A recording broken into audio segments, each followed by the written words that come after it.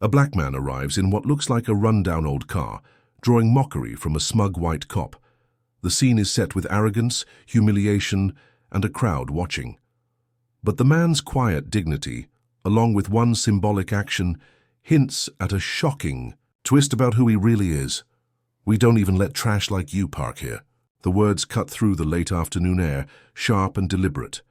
Officer Kane, tall, broad-shouldered, and dressed in his navy blue uniform, leaned lazily against a patrol car.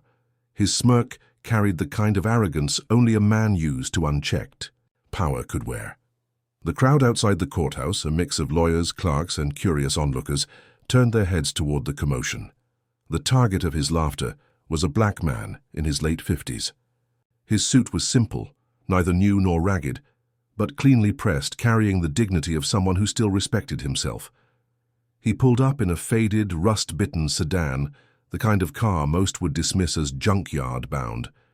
Its engine coughed, once before going silent. "Man, that car should be in a museum of failures," Kane chuckled, loud enough for everyone to hear. "Or maybe a scrapyard. Tell you what, I'll call a tow truck for you. Don't want this eyesore bringing down the neighborhood." Some in the crowd gave uneasy chuckles, not out of agreement, but out of fear. Others looked away, embarrassed, but unwilling to step in. That was the way it often was. Racism laughed at in public, dignity ignored in silence. The black man, however, didn't flinch. He closed the driver's side door with quiet precision, his hand lingering for a moment on the chipped paint as though the car meant more to him than anyone else could see. His expression was unreadable. No anger, no defensiveness, just calm. Kane wasn't done. He circled the car like a predator enjoying his prey. "You know what this reminds me of?" He tapped the dented hood with his baton. "Looks like something my granddad would have driven, back in the days when people like you knew their place." Gasps rippled through the crowd. That was too far. But Kane grinned, proud of the discomfort. He thrived on it. The man slowly lifted his gaze to Kane. His voice, when it came, was steady, deep, and carried a weight that silenced even the whispers. "Careful, officer. What you see on the outside isn't always what you're dealing with on the inside." Kane scoffed, rolling his eyes. "Oh, please, don't try to sound wise. You're standing here in front of a courthouse in that rusty bucket, while I'm the law. People like me decide where you park, where you walk, where you stand." The black man reached into his pocket. For a split second, Kane stiffened, his hand moving toward his holster. But instead of a weapon, the man pulled out a worn leather wallet. He opened it, revealing nothing more than a crisp white card. No words, no titles, just a seal embossed in gold. He held it in Kane's line of sight for only a moment, then slid it back into his pocket. The action was symbolic, subtle, yet powerful, leaving Kane blinking in confusion. "What was that supposed to be?" Kane barked, though his voice wavered slightly. The man tilted his head, his lips curving into the faintest hint of a smile. "You'll know soon enough." The energy shifted. The crowd, once awkwardly detached, now leaned in, sensing something was about to happen. Kane's smirk faltered for a moment, though he quickly masked it with another laugh. "Yeah, right. Whatever you say, old man. Just don't scratch the paint on my cruiser when they haul your junk away." The black man stepped closer, his shoes clicking against the pavement with quiet authority. He looked Kane directly in the eyes. His words were calm, deliberate, and left hanging in the air like a thundercloud about to burst. "Mock me all you want, but remember this. Respect is the only badge that lasts." The silence that followed was heavy. Even Kane, for all his arrogance, couldn't summon a comeback. His laughter died in his throat. Then, just as the tension reached its peak, the sound of polished footsteps echoed from behind. A sleek black luxury sedan rolled slowly to the curb. Its windows were tinted, its body spotless, gleaming under the sun. The crowd's attention snapped toward it. The driver stepped out, a man in a sharp chauffeur's uniform, complete with gloves and a peaked cap. He walked briskly, purposefully, until he stopped at the faded sedan, not the new car. With perfect precision, he bowed slightly and pulled open the back door of the rusted vehicle. A collective gasp rose from the crowd. Kane froze. His smirk vanished. The black man didn't move yet. He stood still, his hand resting lightly on the roof of the old car, his eyes never leaving Kane's.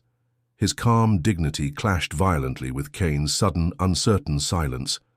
And then, with a voice soft but cutting like glass, he said, "Now, officer, shall we see who's really riding where?" The chapter ended with Kane's jaw tightening, his arrogance beginning to crack under the weight of something he could no longer laugh off. The door of the faded sedan stood wide open, held by the chauffeur with the same respect one would give royalty. His white gloves gleamed against the chipped metal of the old car, an image so contradictory it drew gasps and whispers through the crowd. Officer Kane blinked, his smirk cracking like a mask under heat. He looked from the chauffeur to the black man, then back again, confusion flashing across his face. "What the hell is this supposed to mean?" Kane demanded, trying to project authority, but his voice carried a tremor now. The black man finally moved, one deliberate step forward. His gaze never left Kane. "It means things aren't always what you think they are." The chauffeur bowed again, expression unreadable, as though this moment was routine. To him, there was nothing unusual about opening a door to a car that looked unworthy of such ceremony. His professionalism, his silence, it made the act even more powerful. Around them, the murmurs grew. Why is there a chauffeur for that car? Maybe he's someone important, or maybe it's just some kind of stunt. Kane heard the whispers too. He clenched his jaw, his pride prickling under the watchful eyes of strangers. He couldn't afford to lose control, not in public, not in uniform. You think pulling tricks will impress anyone? Kane barked. "This is pathetic. No chauffeur in the world can polish up a piece of junk like this." He slapped the roof of the old sedan, making the metal ring out like a cheap drum. The chauffeur didn't flinch. He simply held the door open, wider, his eyes fixed ahead, waiting. His discipline infuriated Kane even more. The black man studied Kane quietly. His calm felt heavier than any argument could have been, and it unnerved Kane. He needed to reassert dominance, to remind everyone. "Who wore the badge here?" "Listen, old man," Kane sneered, pointing his baton toward the man's chest. "Don't think some hired driver changes the fact that you're standing in front of a courthouse, in a car that looks like a trash can on wheels. You want respect? Earn it. This uniform," he tapped his own badge, "is respect." The black man's eyes flickered to the badge, then back to Kane's face. His voice was low, steady, but carried enough weight to cut through the noise. "Respect isn't stitched into fabric or pinned to a chest. It's in how you carry yourself." The words landed like a quiet blow. The crowd went still again, their attention locked on the exchange. Kane felt the burn of their stares, the invisible pressure of judgment. His hands tightened around the baton. "You trying to lecture me?" Kane spat, though his confidence was slipping. "You think people here actually care what you say?" From the corner of his eye, Kane noticed a man in a tailored suit had stopped, on the courthouse steps, watching intently. A woman holding files in her arms whispered to her colleague, their eyes darting toward the chauffeur, then back at the black man. The scene was no longer just a confrontation, it was becoming a spectacle, and Kane hated spectacles he didn't control. He jabbed the baton toward the chauffeur now. "And you? What kind of idiot takes orders from someone who drives this piece of junk? You got no shame?" The chauffeur's eyes flickered for the first time, but not with anger. It was something colder, more disciplined. His lips parted slightly, but before he could speak, the black man raised a hand. "No need," he said softly. His calm presence stopped the chauffeur like a command. The silence stretched, filling the air like a storm cloud about to burst. Black man stepped toward Kane, close enough that their breaths nearly touched. The crowd leaned forward, sensing the moment. "You laugh at what you don't understand," he said, his voice steady. "And soon, officer, you'll understand exactly who you've been laughing at." Kane's stomach twisted, though he kept, his expression tight. His arrogance was his shield, and he wasn't ready to drop it. "Big words," he snapped, though weaker than before. "But you're still the guy standing next to a junk car." The chauffeur cleared his throat quietly, then glanced toward the courthouse entrance. Heads were turning. A pair of senior clerks paused on the stairs, whispering as their eyes widened in recognition. One even raised a hand to their mouth as though they couldn't believe what they were seeing. The black man noticed. So did Kane. But while Kane's pulse quickened with unease, the man simply straightened his posture, a quiet power radiating from his stillness. "Officer," he said calmly, "the world has a way of flipping mirrors. Today you're looking into one." Kane scoffed loudly, but his laugh didn't echo the way it had before. It sounded hollow now, swallowed by the unease creeping into the crowd, and as if on cue, the old sedan's back window slowly rolled down, smoothly, flawlessly, like the mechanism had been serviced to perfection. A polished hand, adorned with a gold watch, rested on the frame from inside. The crowd gasped again. Kane froze. Whatever truth was hidden behind that glass, it was about to shatter every assumption he had made. The hand resting on the window frame was steady, polished, commanding. A gold watch glinted against the late sun, catching every curious eye in the crowd. It didn't match the rusted car it emerged from. It belonged to a man of means, someone used to being noticed. A hush swept across the courthouse steps. The whispers grew sharper now. "Who's in that car? Why would someone dressed like that be inside? This doesn't make sense." Officer Kane's throat tightened. His authority was slipping with every second that hand lingered outside the window.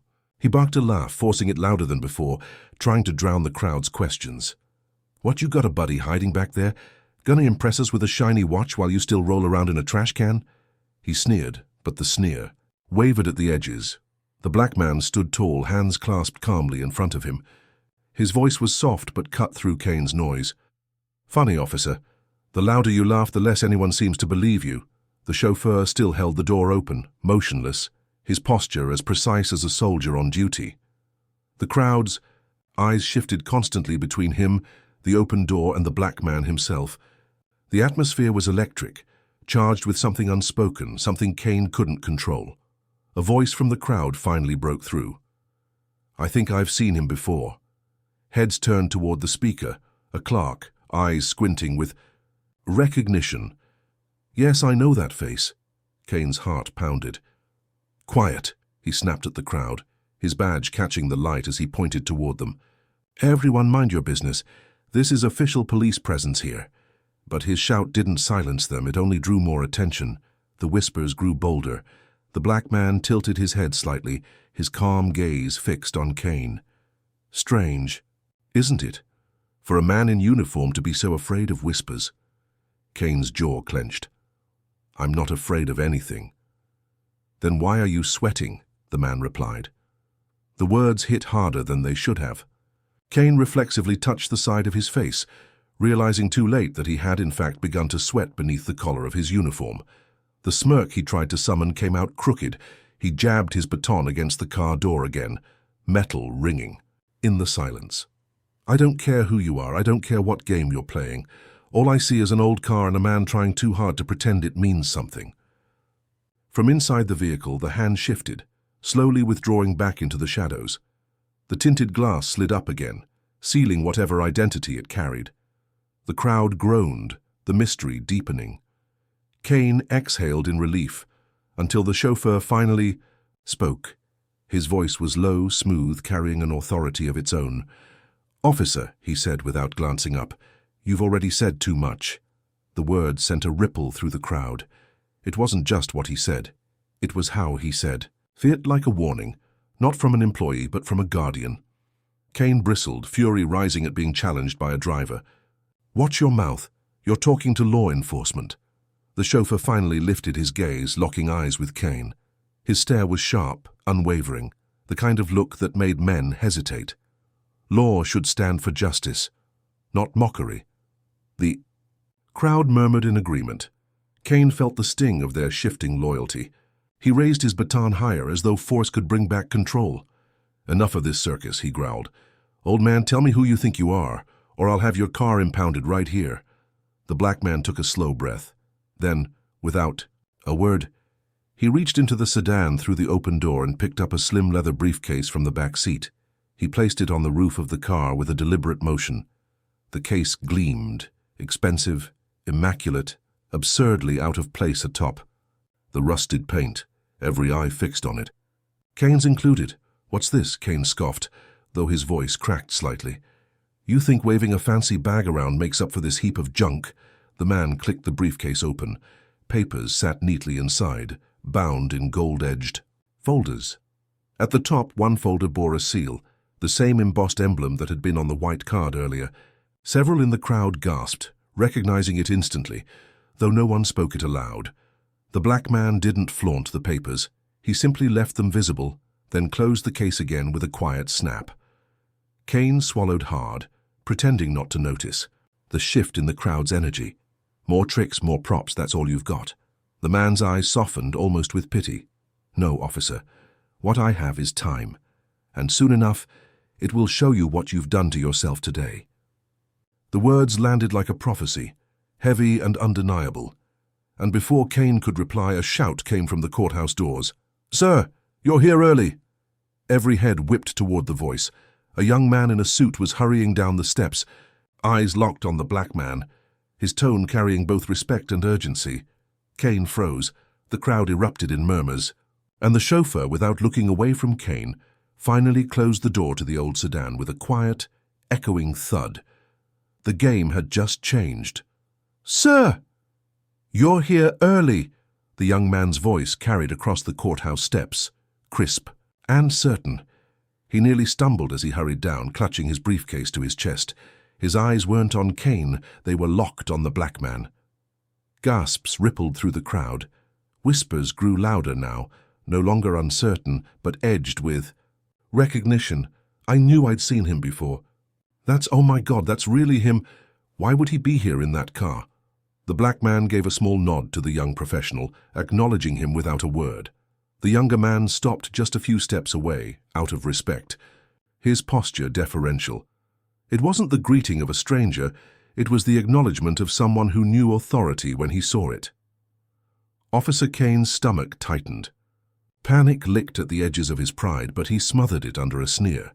"Don't tell me you actually know this guy," Kane barked at the young man. "You can't be serious. He's standing next to a rust bucket with a chauffeur like he owns the world. Don't get fooled by whatever act this is." The young man hesitated, looking between Kane and the black man. His lips parted as though he wanted to speak, but the weight of the moment silenced him. He glanced at the chauffeur instead, who gave the slightest shake of his head, warning him to stay quiet. The crowd wasn't so silent anymore. "I think he's someone important. More than important. You can see it in the way people are treating him." Kane's pulse hammered. His authority, his control of the scene was unraveling fast. He felt it in the way people looked at him now, less like a cop keeping order and more like a fool shouting at shadows. "You people don't see it." Kane's voice rose, desperation bleeding into his tone. He jabbed the baton toward the old car. "This is a joke. He's a nobody, a man with a broken-down piece of junk.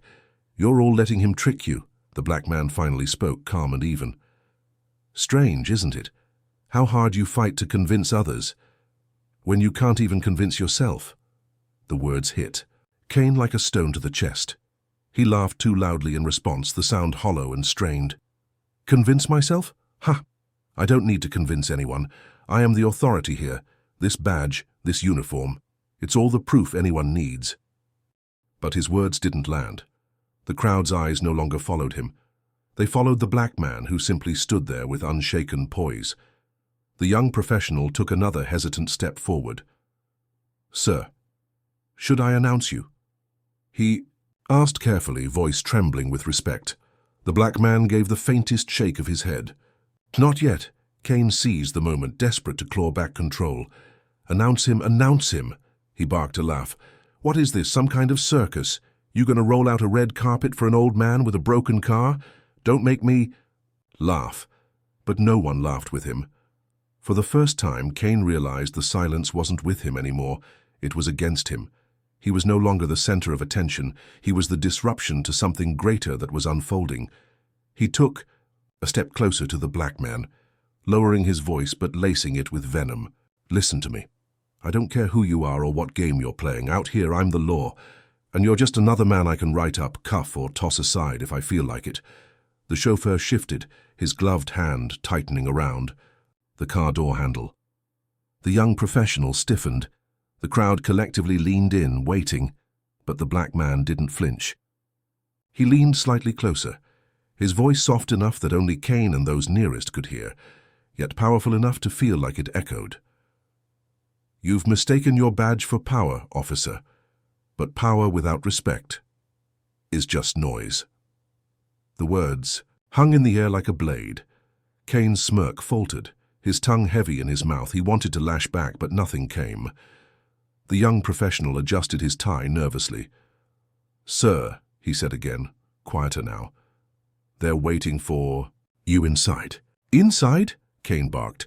His laugh was sharp, defensive. "Inside the courthouse? Don't tell me you actually think this guy's got business in there." But as he turned, Kane saw it, faces in the crowd shifting from curiosity to certainty, heads nodding, eyes widening with recognition. People weren't just guessing anymore. They knew. The chauffeur finally broke the silence. His voice was measured, crisp, undeniable. "Officer, you should choose your next words carefully." Kane snapped his head back toward him. "Or what? What are you going to do? You're just a driver." The chauffeur's lips twitched with the faintest hint of a smile. "So was the one who drove Caesar. Doesn't mean the man inside was anyone less." The crowd erupted in murmurs. Again, their whispers no longer fearful but full of realization. Kane's throat closed. His arrogance, once a shield, was crumbling. For the first time he felt small in his own uniform, and the black man, unbothered, adjusted the cuff of his simple suit, his voice quiet but commanding. "Shall we go inside now?" The chauffeur nodded, stepping back to allow him through. The young professional hurried ahead to clear a path, and Kane, still frozen, still clinging to a shred of pride, realized he was the only one still laughing, and no one was laughing with him. The heavy courthouse doors swung open as the black man walked forward, each step measured, calm and unhurried. His presence carried weight, even without a single word spoken. The chauffeur walked slightly behind him, a silent shadow, while the young professional darted ahead to clear a path through the onlookers. Whispers followed them like ripples on water. "Is that really him? I can't believe he came like this. I've only seen him in papers before." Kane stormed after them, his boots pounding against the marble steps. His pride wouldn't allow him to stop now. The badge on his chest felt heavier with every stare that drifted past him, no longer admiring but judging. "Unbelievable," Kane spat loudly, ensuring everyone heard. "A broken-down car, a fake chauffeur, and now an entourage like he's some kind of king. What are you all gawking at?" "This is nothing but a show," no one answered. Their silence was louder than words. Inside, the courthouse lobby stretched wide and polished, sunlight streaming in through tall windows. Security guards stood at the entrance. At first, they bristled when Kane barged in after the man, but then their eyes shifted, locking on the black man. Their rigid postures softened. One even gave a respectful nod. Kane froze mid-step. "What are you doing? You don't even know who he is." But it was clear. They did. The man's calm gaze scanned the hall. He didn't acknowledge the guards, didn't boast, didn't explain. He simply walked, hands at his sides, carrying a dignity that filled the space more than Kane's shouts ever could. "Hey!" Kane barked, hurrying to block his path. "You can't just stroll in here like you own the place. You think that suit hides the fact you're nothing? That car outside tells me everything I need to know." The man stopped. For the first time, he looked directly into Kane's eyes inside. The courthouse walls, the marble floor reflected the light between them, amplifying the silence.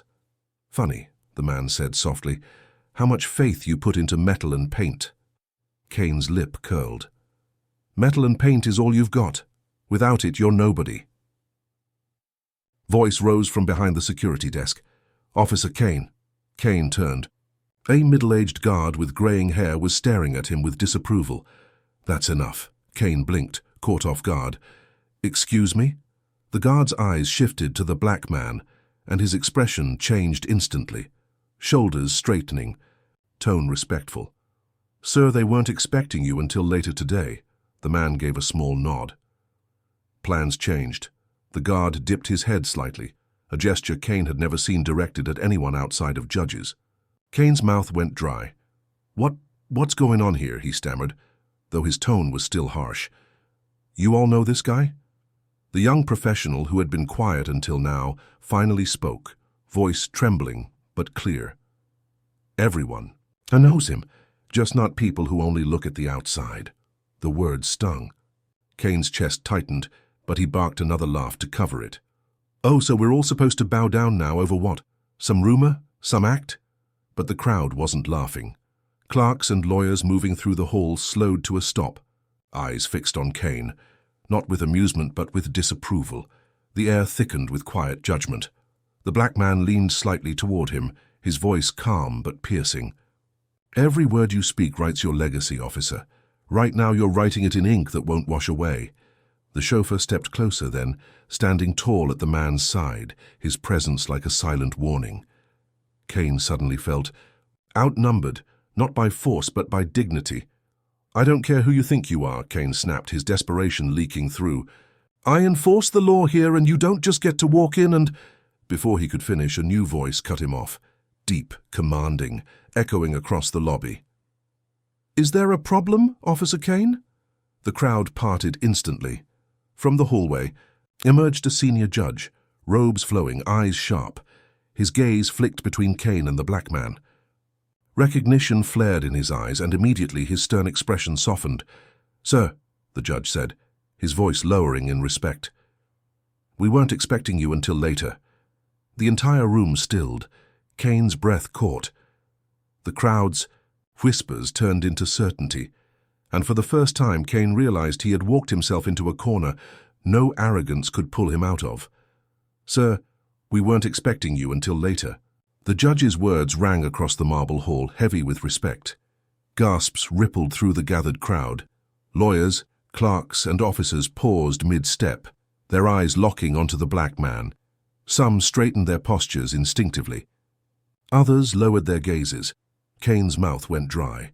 He swallowed hard, forcing his arrogance back onto his face like a cracked mask. Wait, you know this guy? He demanded, looking between the judge and the black man. You can't be serious. He shows up in a rust bucket with some paid driver and suddenly everyone acts like he's royalty. The judge's gaze snapped toward Kane, sharp enough to cut stone. Mind your tone, Officer Kane. The hush that followed was suffocating. No one in the courthouse had ever heard a judge speak to an officer like that. Kane's ears burned. Hot, his pride shrieking inside his chest. The black man said nothing. He didn't need to. His stillness was louder than Kane's shouting. Who is he? Kane blurted, his voice cracking with equal parts defiance and desperation. Why is everyone treating him like this? He's nobody. Just some old man with a broken car. The judge stepped forward, every movement deliberate, commanding. He stopped beside the black man, turning his stern eyes on Kane. You should know better, officer. This old man, as you call him, has done more for this city than your badge ever will. The crowd stirred, whispers now laced with certainty. Kane shook his head, laughing nervously, clinging to his arrogance. No, this doesn't make sense. If he's so important, why come here in that?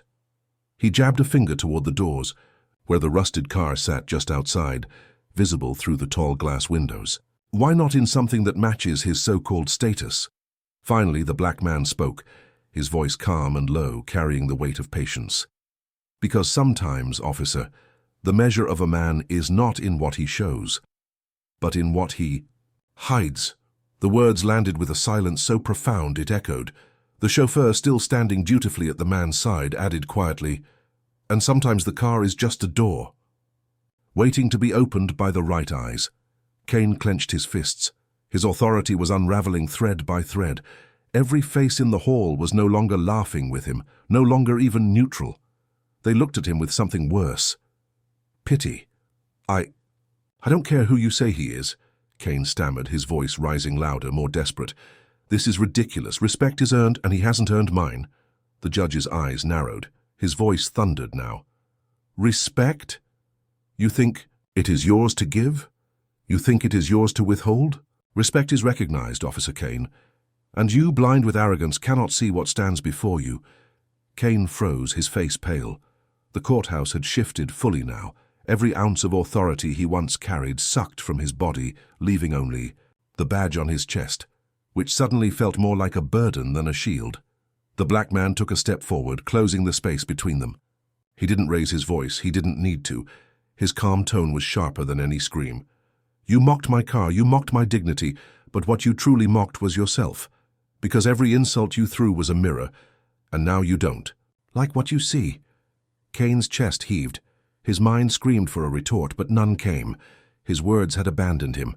His badge, once a symbol of strength, now felt like a hollow piece of metal. The judge gestured toward the hallway. "Sir, your chamber is ready. Please, this way." The man nodded once, his eyes still locked on Kane's trembling face. Then he turned, his footsteps steady, walking alongside the judge. The chauffeur followed, carrying the briefcase, his presence as precise as ever. Kane remained frozen in the middle of the lobby, his authority shattered, his laughter silenced. The crowd parted for the black man like a tide yielding to the moon, their respect undeniable. Not a single head turned toward Kane. Not one. And as the great wooden doors closed behind the man, leaving Kane standing in the middle of the hall, the whispers returned, this time not of curiosity, but of condemnation. He humiliated himself. Arrogant fool. He'll regret this. Kane's face burned, his badge weighed heavy. And for the first time in years, the officer who thought he commanded respect realized he had none at all. Kane's heart pounded as the heavy doors shut behind the black man and the judge. The echoes of whispered condemnation clung to him like chains. He could still hear them, those cutting murmurs that gnawed at his pride. Arrogant fool. He'll regret this. Kane clenched his jaw until his teeth ached. His hands trembled, not from fear, but from rage at being stripped bare before so many eyes. He had always been the one in control. The officer, the authority, the one people, feared. And now, in a single moment, that authority had been dragged out from under him like a rug. "No," he hissed under his breath, shoving past the clerks and lawyers who still lingered in the lobby. "This isn't over. I don't care who he is." The whispers followed him as he stalked down the hallway, his boots hammering against the marble floor. Where's he going? He's lost it. Somebody stop him. But nobody dared. Not yet. Kane's mind raced. The judge defended him. The crowd bowed to him. But why? Who is he really? His pride couldn't let the answer be anything greater than what he had already decided. A fraud. A fake. A man who tricked them all. He pushed, opened the next set of doors, barging into the courtroom itself. Heads turned instantly. Lawyers, reporters, assistants, all staring at him as though a wild animal had entered their cage. At the front of the courtroom, the black man stood calmly near the judge's bench, speaking in low tones with the senior judge. The chauffeur remained just behind him, a shadow of dignity, briefcase in hand. Kane's voice boomed, cutting through the tension. "You think you can humiliate me? You think you can make a fool of me in front of this entire city?" The courtroom gasped. Some rose to their feet, unsure whether to intervene. The bailiff stiffened near the wall, glancing toward the judge for instruction. The black man didn't flinch. He merely turned, his eyes locking onto Kane's, steady, unafraid, unshaken. "You humiliated yourself," the man replied softly. Those 3 words slashed deeper than any scream could. Kane's face twisted, his pride screaming inside him. He stormed closer, his hand twitching near the badge on his chest, as though it could somehow shield him from the storm he had created. "You don't talk to me like that," Kane spat. "You don't look at me like that. I'm the law here." The judge rose from his seat, his voice stern, commanding. "Officer Kane, you will stand down immediately." But Kane wasn't listening. His ears rang with rage, drowning out reason. He jabbed a finger toward the black man, his voice cracking with desperation. "He's nobody, don't you see? This whole act, this car, this chauffeur, it's all a trick, and you're all falling for it." The black man tilted his head slightly, almost with pity. "Your anger blinds you, officer, and when anger rules a man, truth will always elude him." The chauffeur stepped forward now, his voice calm but sharp as glass. "Careful, officer. You're standing in a place where truth matters more than pride." The crowd murmured, their confidence in Kane evaporating with every word he uttered. The bailiff moved closer, his posture cautious, as though Kane were no longer an officer but a threat. Kane's chest heaved, sweat beaded on his forehead. He could feel the crowd's eyes on him, not with respect, but with judgment. The weight of their stares pressed down until he felt like he was suffocating. "No," Kane muttered, shaking his head as if to cast off the shame clinging to him. "No, I won't be made the fool here, I won't—" The judge slammed his gavel down with thunderous force. Crack! The sound silenced the room instantly. "Enough!" the judge thundered. His voice carried the authority of the entire courthouse. "Officer Kane, you will leave this courtroom at once or you will be removed." Gasps erupted. Even Kane blinked in shock. Removed? The very thought that a judge would threaten him, a uniformed officer, with removal, was unthinkable. His power was slipping faster than he could grab it back. He opened his mouth to retort, but the words refused to come. His arrogance, once an endless well, had finally run dry. All that was left was his shaking breath and the burning weight of humiliation. The black man didn't move, didn't gloat, didn't smirk. He simply turned back toward the judge, as though Kane no longer mattered. That dismissal, worse than any insult, cut Kane deeper than all else.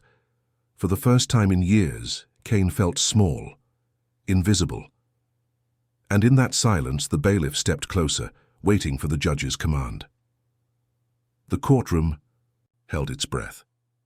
Every creak of the wooden benches, every shuffle of paper, every shallow gasp felt like thunder in the silence.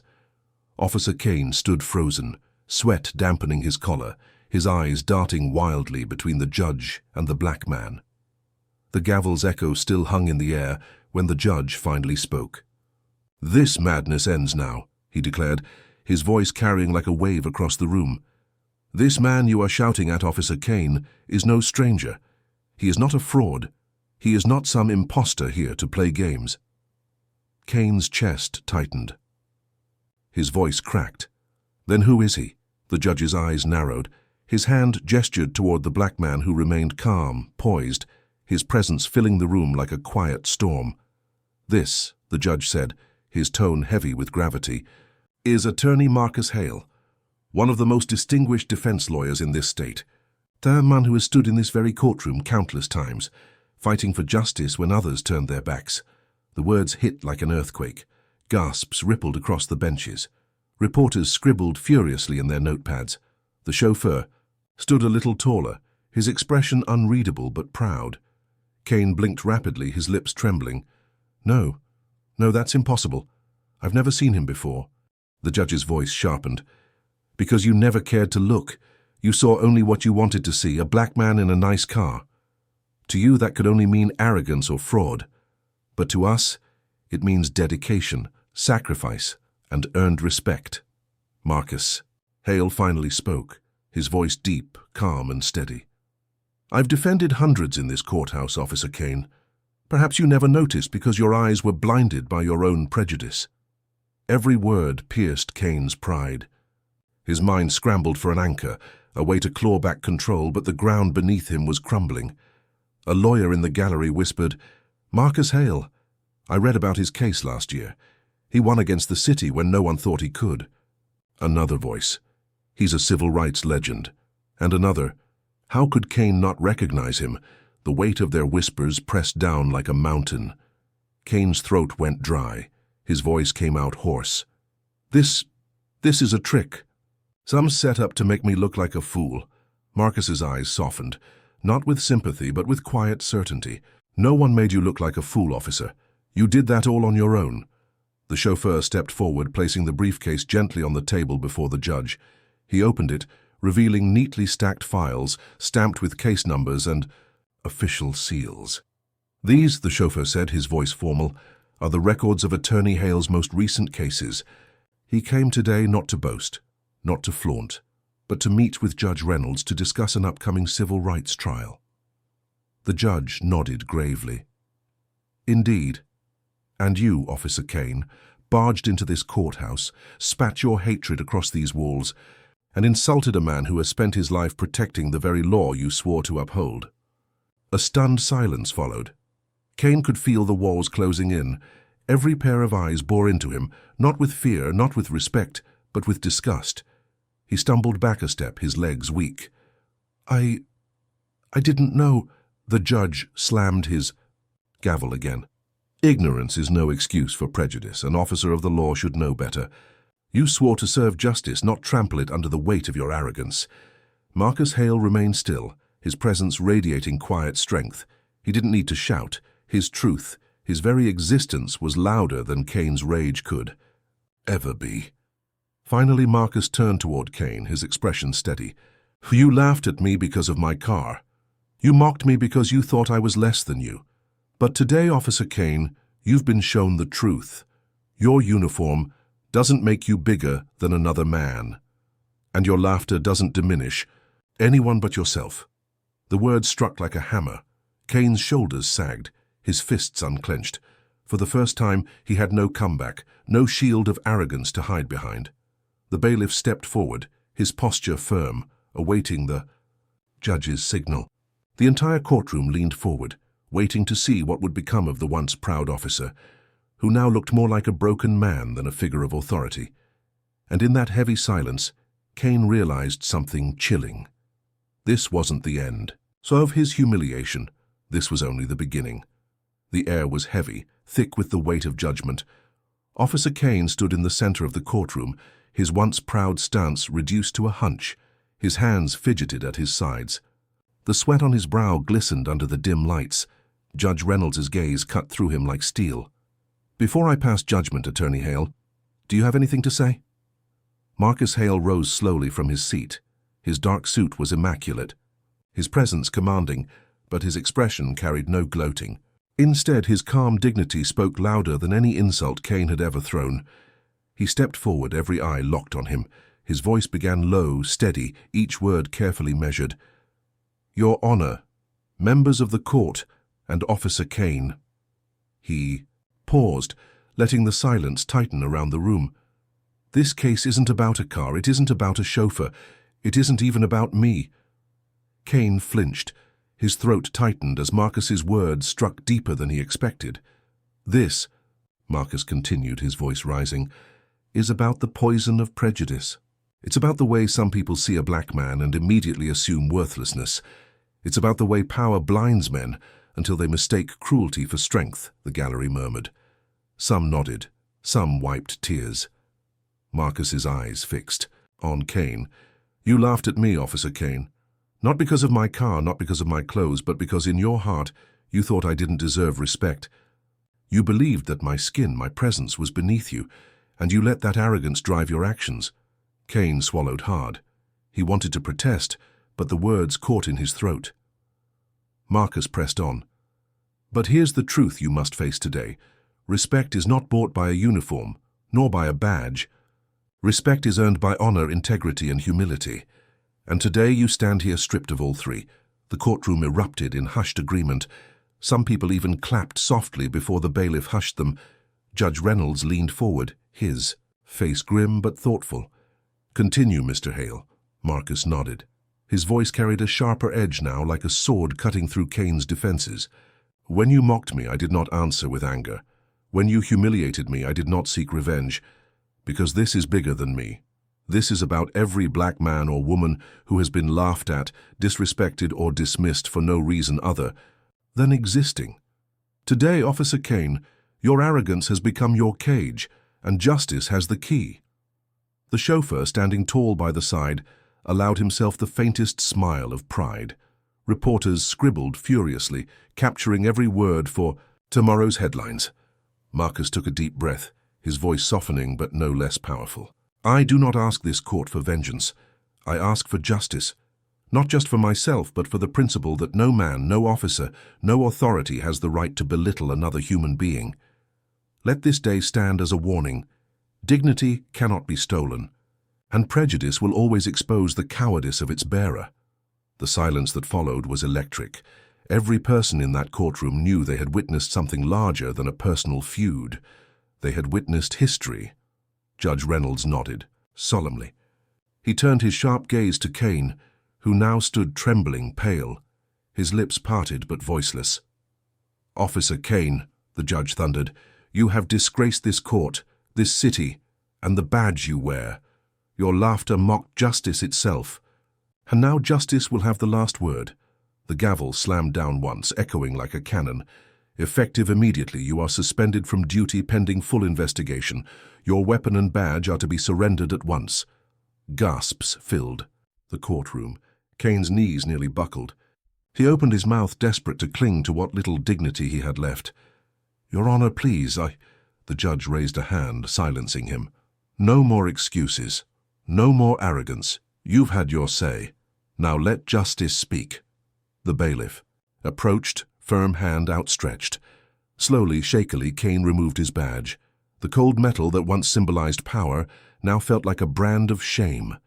He placed it in the bailiff's hand, his fingers trembling. Then came the holstered weapon. The sound of the leather strap snapping open echoed louder than any gunshot Kane had ever heard.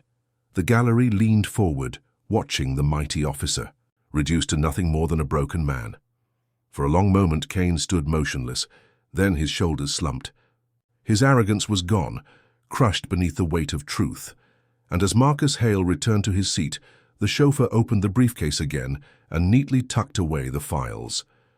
Justice had not just been spoken, it had been lived. The gavel's echo still lingered in the air like the final toll of a bell. The courtroom sat in stunned silence, every soul processing the sight of Officer Kane surrendering his badge and weapon. The mighty enforcer of law had been reduced to a trembling man, stripped not by violence but by truth. Kane's eyes darted around the room, desperate for a single sympathetic face, but there were none. Not from the reporters scribbling furiously. Not from the citizens watching with relief, not even from his fellow officers, who shifted uncomfortably, unwilling to meet his gaze. The chauffeur, dignified and calm, stood like a sentinel beside Marcus Hale. His eyes held no malice, only a quiet satisfaction. "Court adjourned," Judge Reynolds declared firmly, striking the gavel once more. The sound was final, irreversible. The gallery erupted in a storm of whispers and murmurs. Reporters rushed toward the doors, eager to deliver tomorrow's explosive headlines. Camera flashes lit the room like lightning, capturing Kane's humiliation from every angle. Kane lowered his head. The weight of disgrace pressed down on him heavier than any uniform he had ever worn. Slowly, like a man walking through mud, he shuffled toward the exit. Each step was louder than the last, echoing his fall from arrogance to ruinous. He passed the chauffeur. He dared to look up. For a fleeting second, their eyes met. Kane's lips trembled as if to speak, but the chauffeur offered him nothing. No anger, no smirk, only the steady calm of a man who had already won by standing tall. Kane broke the gaze, shame flushing his cheeks, and stumbled out of the courtroom. Doors. The moment the heavy doors closed behind him, the energy shifted. Relief and applause rippled through the gallery, hesitant at first, then rising like a tide. Strangers clapped Marcus Hale on the shoulder, praising his courage and words. Some stood to their feet, tears shining in their eyes. Marcus himself, however, remained composed. He nodded politely to those who congratulated him, but his gaze remained thoughtful. For him, this was not a victory of ego. It was a victory of principle. The chauffeur leaned closer, his voice low but warm. "Sir, that was history." Marcus allowed a faint smile. "No, Henry. That was justice. And justice must always speak." Louder than arrogance, the chauffeur's posture straightened even further, pride radiating from him. For years he had endured the sideways glances, the casual disrespect of strangers who assumed his worth was tied to the door he opened. But today he had stood witness to something far greater, a lesson that would echo long after the courtroom emptied. Outside, reporters swarmed, microphones thrust forward, cameras flashing relentlessly. "Mr. Hale, what do you say about Officer Kane's suspension? Do you think this ruling will change how police treat citizens of color? What message do you have for America tonight?" Marcus paused on the courthouse steps, the crowd holding its breath for his response. He raised his hand, not in anger but in calm command. "My message," he said, voice steady and strong, "is simple. Respect every human being. Never judge a person's worth by the color of their skin, the car they drive, or the job they hold. True strength is shown in how you treat those you think have nothing to give you." Today was not just about me. It was about every man and woman who has ever been laughed at, belittled, or dismissed. Let this day be remembered, not for the fall of one man, but for the rise of respect. A roar of applause erupted, drowning out the reporters. People cheered, some raising fists in solidarity, others wiping tears of pride. The chauffeur moved ahead, clearing a path through the crowd. As he opened the door to the sleek black car, the same car that had sparked Cain's mockery, the symbolism, was undeniable. The chauffeur bowed slightly, his dignity shining brighter than ever. Marcus placed a hand on his shoulder before stepping inside. "You and I both know, Henry. Respect was never mine alone. It belongs to all of us. Today you carried it with me." The chauffeur's eyes glistened. He nodded silently, then closed the door with the grace of a king's guardian. As the car pulled away, the courthouse loomed in the background. Cain, unseen, sat alone on the stone steps, his uniform gone, his arrogance shattered.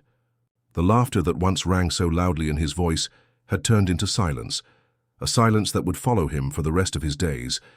And in that silence, the lesson stood eternal. Respect cannot be mocked away, dignity cannot be taken, and prejudice will always collapse beneath the weight of truth. The chauffeur glanced in the rearview mirror. Marcus sat in calm reflection, the city skyline rising ahead. For the first time in years, Henry felt not just like a driver, but like a witness to a victory that belonged to them all. The car glided forward, carrying not just two men but a message that would outlive them both. Fade out.